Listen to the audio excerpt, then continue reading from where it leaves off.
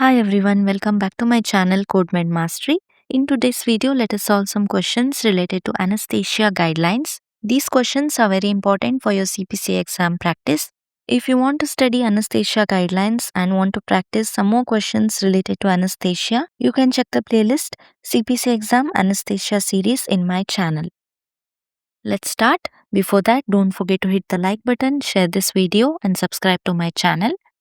Let's start with the first question. In the context of anesthesia coding, what is the purpose of the anesthesia base unit? Option A, to determine the total time spent administering anesthesia. Option B, to account for the complexity of the anesthesia service provided. Option C, to calculate the number of additional units for medical direction. Option D, to identify the specific anesthesia procedure performed.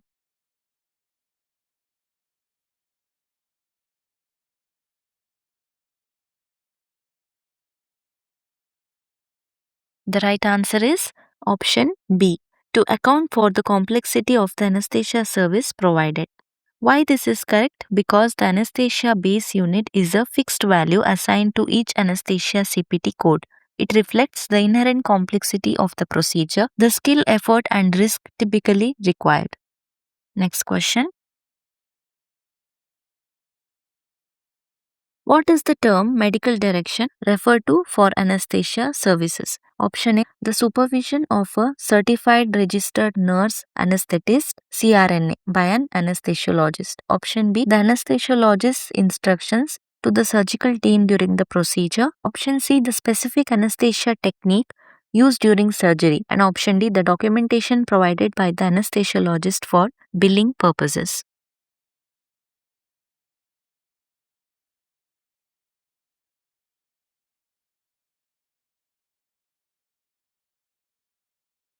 So, what is the correct answer? The correct answer is option A, supervision of a certified registered nurse anesthetist, that is CRNA, by an anesthesiologist.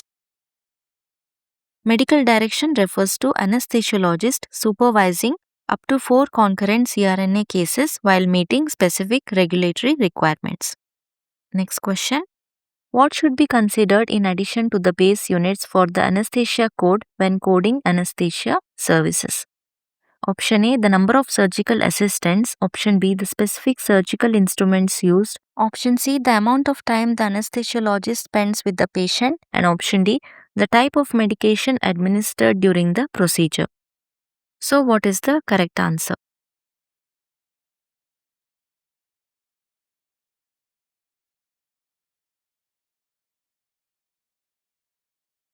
Correct answer is option C, amount of time the anesthesiologist spends with the patient. When coding anesthesia services, we start with base units, which represent complexity of the procedure, time units, which represents actual time anesthesia care is provided, and modifiers, which represent special circumstances. So, in addition to base units, we must add time units, which are calculated from the start of anesthesia care until the anesthesiologist is no longer in continuous attendance.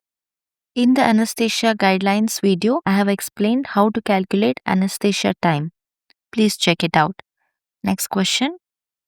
Which factors determine the appropriate anesthesia code for a surgical procedure? Option A, the surgeon's years of experience. Option B, the type of anesthesia used. Option C, the patient's age. And option D, the patient's overall health status.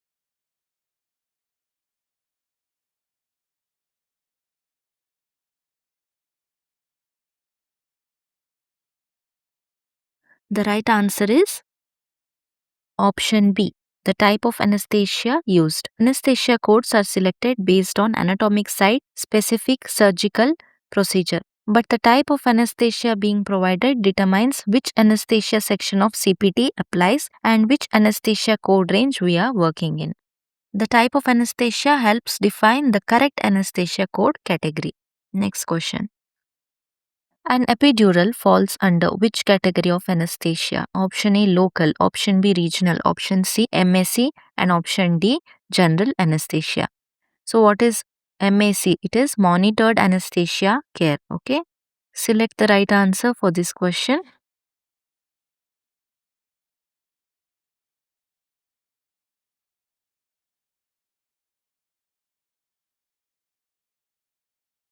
So the right answer is option B, regional. Okay. An epidural is a neurological technique to numb a region of the body by delivering anesthesia into the epidural space. Option A, local anesthesia is wrong because local anesthesia numbs a very small specific area. It does not involve epidural or spinal spaces. Okay. And option C, MAC, that is monitored anesthesia care, is wrong because it involves sedation, which will be minimal to deep. And there is continuous monitoring by an anesthesia provider, and there is no injection into the epidural or spinal space. Next. Option D, general anesthesia is wrong because general anesthesia causes complete loss of consciousness. Okay.